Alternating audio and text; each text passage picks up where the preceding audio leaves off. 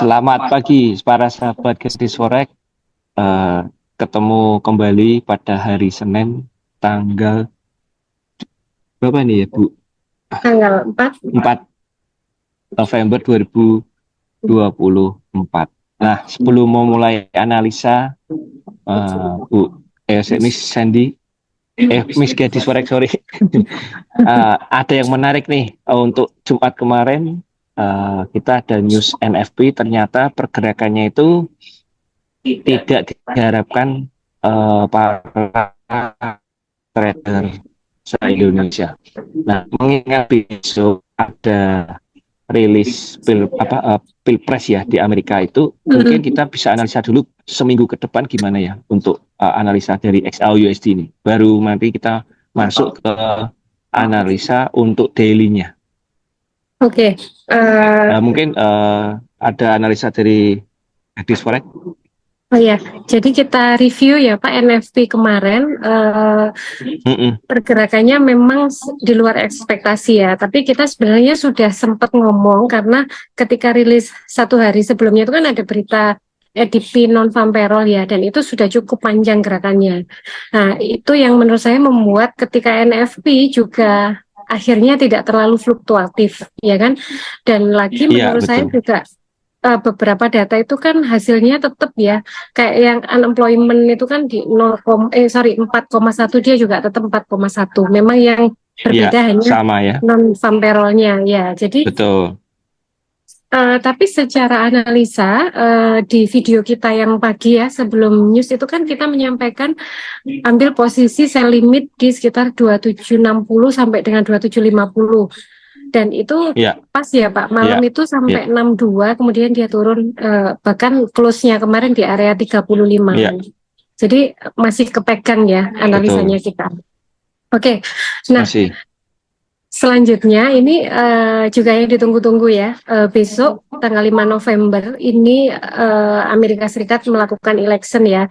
Ini yang ditunggu-tunggu para investor, siapakah pemenangnya, si Kamala Harris kah atau si Donald Trump ya. Yang pastinya kedua-duanya siapapun yang menang menurut saya akan membuat gejolak harga ya. Dan satu Gejolak lagi naik atau turun nih, Bu? kayaknya naik Pak tetap.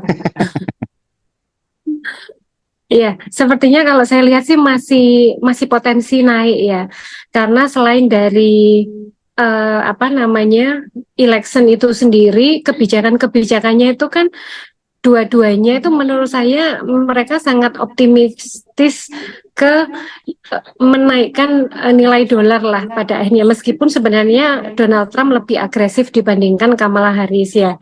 Kita tahu lah kalau Kamala Harris kan apa ya, stylenya itu hampir sama kayak Joe Biden yang lebih ke konservatif memang. Tapi kalau si siapa Donald Trump itu memang lebih agresif ya, lebih ke pokoknya dolar harus kuat gitu, Amerika harus kuat gitu. Jadi Nah, tapi dua-duanya. tapi ah, tapi ini menarik nih, Bu. Gadis Forex. Kemarin saya ada dapat eh, berita ya bahwa kalau untuk programnya dari Kamala Harris itu kan dia akan menaikkan pajak eh, untuk warga Amerika ya. Tapi kalau Pengusaha ya. dari Donald Trump, ya dari Donald Trump dia malah mengusulkan sejumlah pemotongan pajak senilai triliunan. Nah itu impact-nya apa ya? Kalau dari Gadis Forex, dari maksudnya impact ke untuk SAU-nya sendiri atau per yang berhubungan dengan mata uang USD dolar. Kalau dia menaikkan pajak itu kan berarti kan menambah penghasilan eh, Devisa negara. di dalam negeri Amerika ya, betul kan ya? Tapi kalau Trump itu kan istilahnya mengurangi Memotong nih.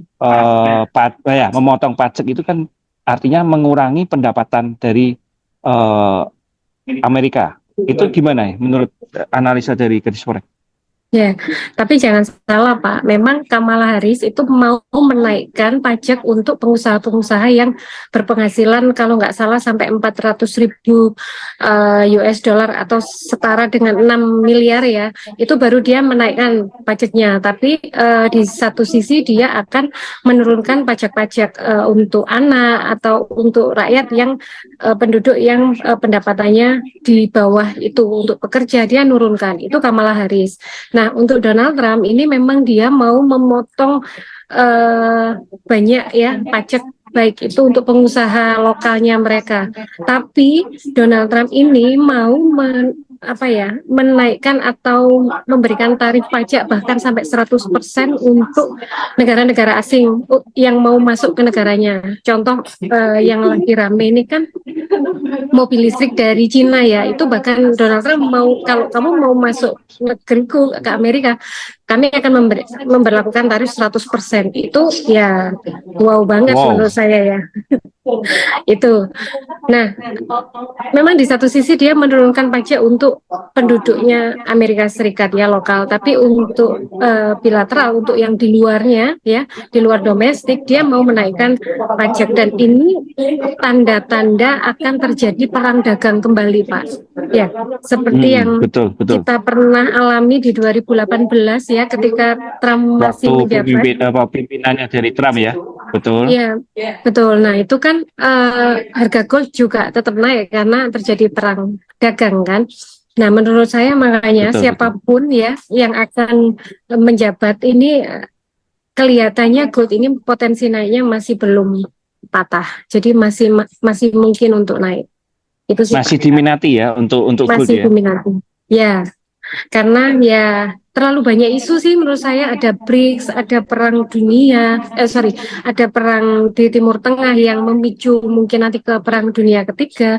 Kemudian kalau misalnya Trump benar-benar memberlakukan kebijakannya ketika dia menang, ini juga akan berimpact pada perang dagang lagi, dan itu pasti membuat gold akan semakin seksi. Mungkin gold akan ke 3.000 kayaknya Pak dalam jangka panjang. Oh, jangka panjang ya. Iya, bisa jadi. Nah, kalau ngomongin Pak tadi barusan Gadis Furek bicara tentang masalah perang.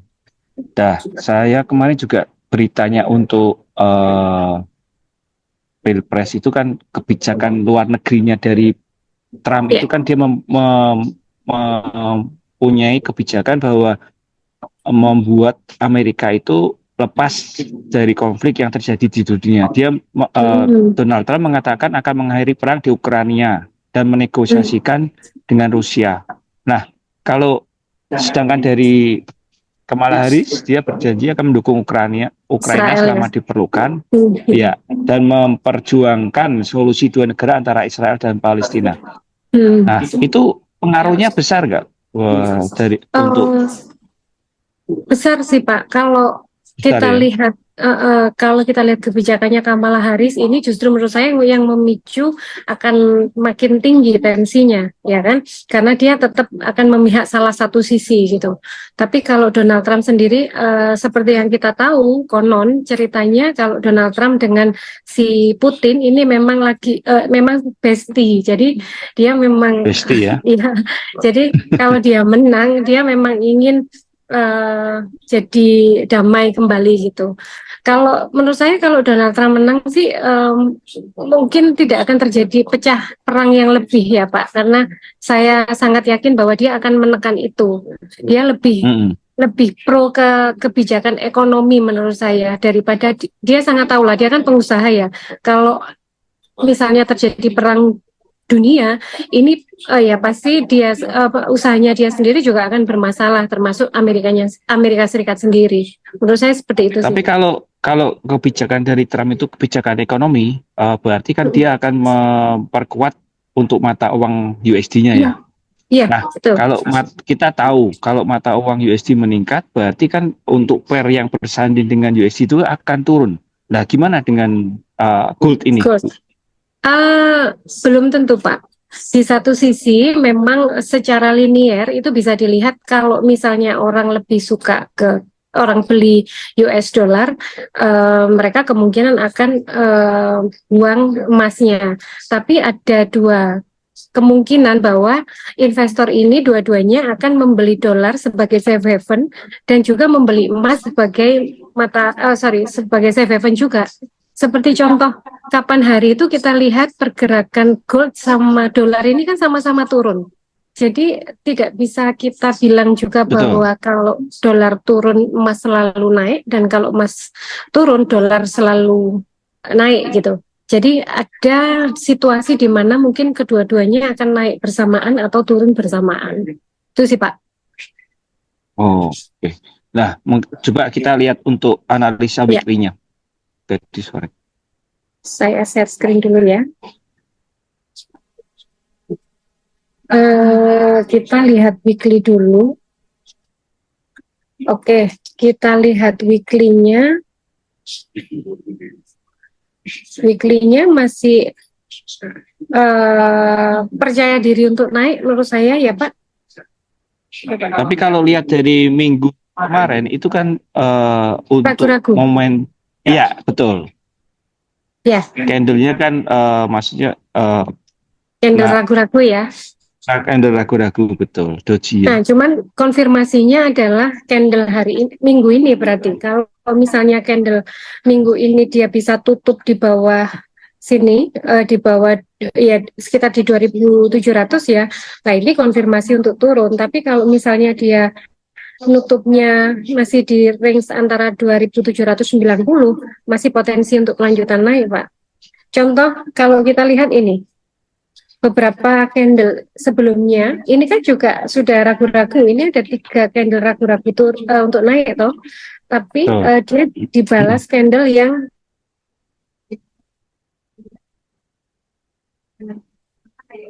ini PDA ini ya. Ini kan juga ragu-ragu. Mungkin ketika terjadi candle ini, orang kan sudah nge-sell ya, tapi kan candle selanjutnya juga masih ragu-ragu. Ya kan? Tapi setelah itu ditutup dengan konfirmasi yang naik gitu. Betul. Jadi sama dengan yang ini ya. Ini candle ragu-ragu minggu kemarin. Nah, penentuannya adalah 2 minggu ke depan. Kalau minggu depan itu dia langsung nutup bullish, otomatis minggu selanjutnya dia akan melanjutkan. Tapi kalau candle minggu ini juga masih ragu-ragu, kita tunggu di candle minggu selanjutnya. Pokoknya harus ada candle yang mengkonfirmasi itu mau bullish atau bearish, Pak. Seperti itu. Karena ini trennya naik sekali, ya kan? Trennya naik ya, betul. Dan untuk menghadapi Pilpres di Amerika nih, besok untuk hari ini gimana, Bu Sin? Kalau hari ini nanti kita lihat gambarannya lebih kecil ya. Tapi saya mau melihat sedikit kalau skenarionya misalnya dalam minggu ini dia ternyata membentuk bullish, ya potensi gold selanjutnya itu di ini Pak 2.921 sudah hampir 21 ya. 2.000 ya 2.921 itu kalau skenarionya minggu ini dia akan nutup bullish ya Pak ya, berarti akan ada kelanjutan untuk naik. Terus kalau kita lihat daily,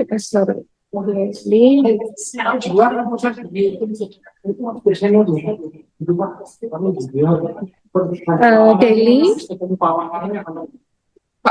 sekarang itu dia tertahan di atasnya pivot ya kan. Menurut saya kalau misalnya gold ini tidak bisa tembus 2.700 ya, dan ini kan benar-benar di area base ya Pak, mulai dari sini ya kan, dia base sampai dengan 2.700-an. Kalau dia nggak bisa gagal turun, menurut saya dia akan potensi balik ke 2.780.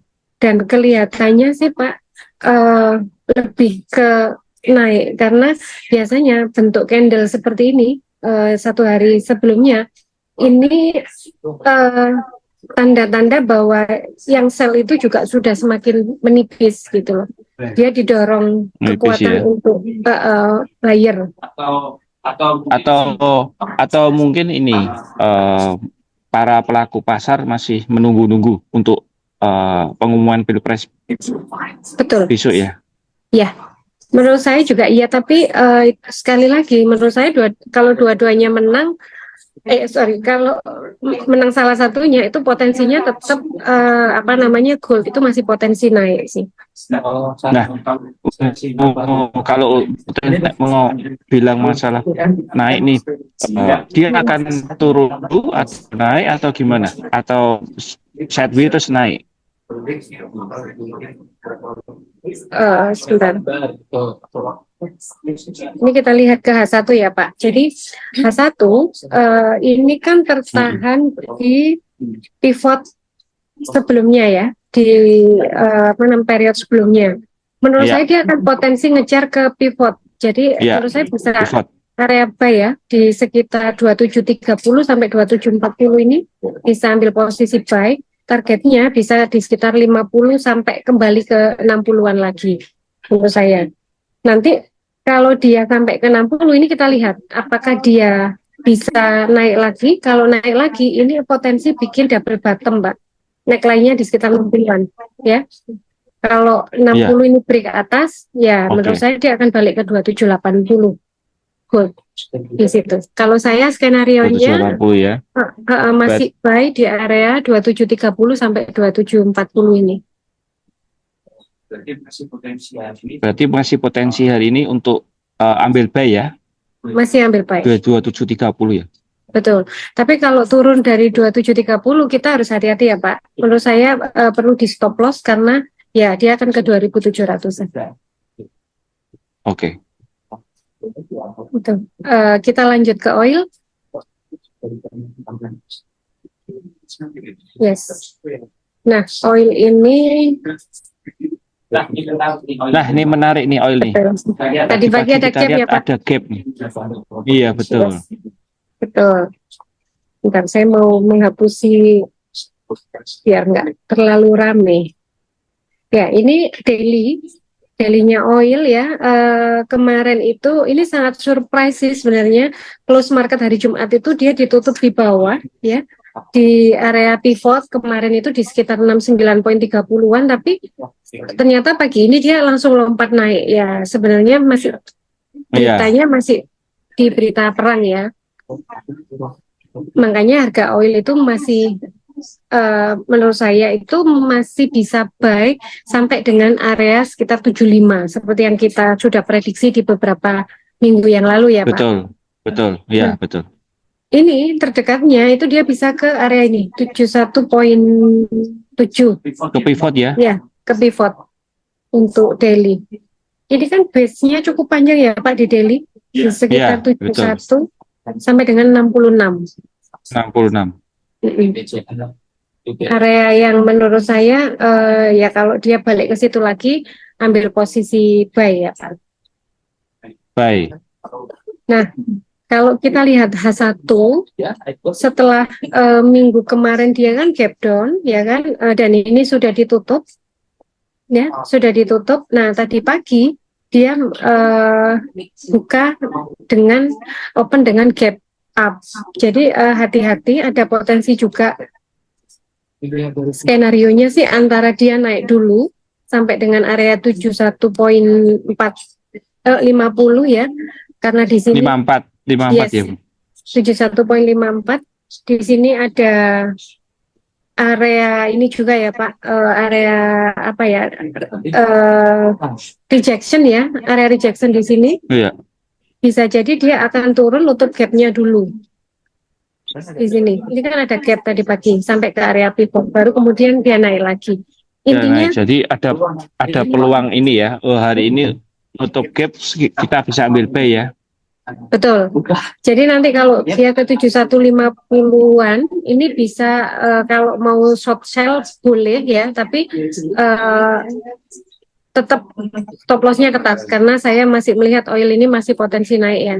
Tapi dengan adanya gap down gap up tadi pagi ada potensi oil ini akan ditutup dulu baru kemudian dia naik gitu. Melanjutkan kenaikannya ya. Jadi skenario-nya untuk oil ini bisa sell di area sell pendek, ya, sell pendek, terus ambil buy di 269 ya. 69.3 ya di area situ. Ya. Itu untuk oil. Oke. Setuju ya, Ko? Setuju. Oke, yang terakhir kita lihat Bitcoin. Ya. Nah, ini yang menarik ini Bitcoin ini. Iya.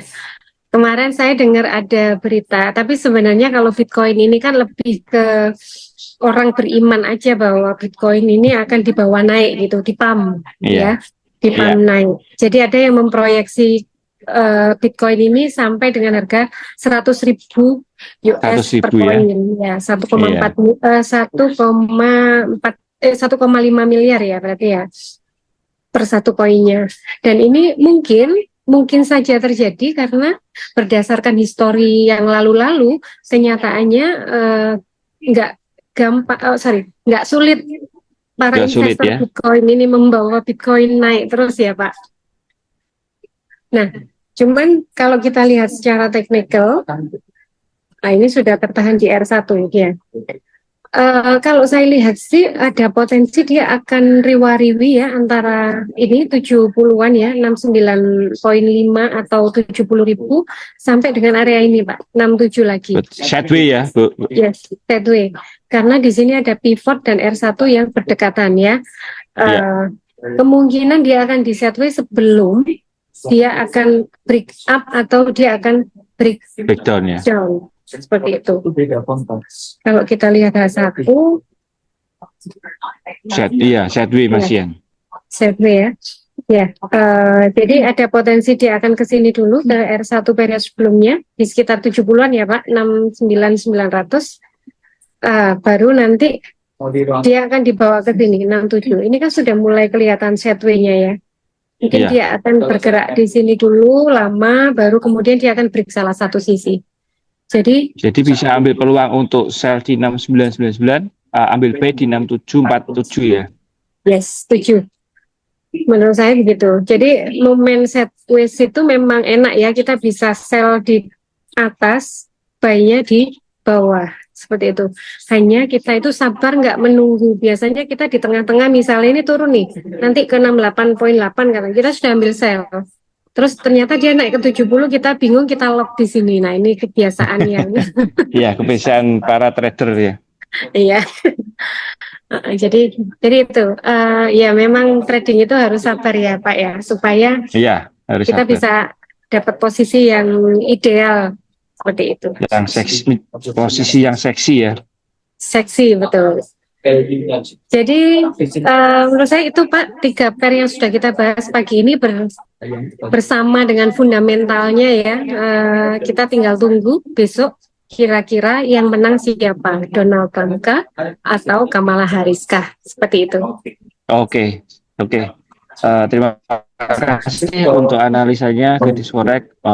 Teman-teman trader jangan lupa selalu kita ingatkan bahwa ambil posisi mau sell mau buy boleh, tetapi jangan lupa untuk SL-nya tetap dipasang. Selamat pagi, selamat ketemu besok lagi. Thank you, bye bye.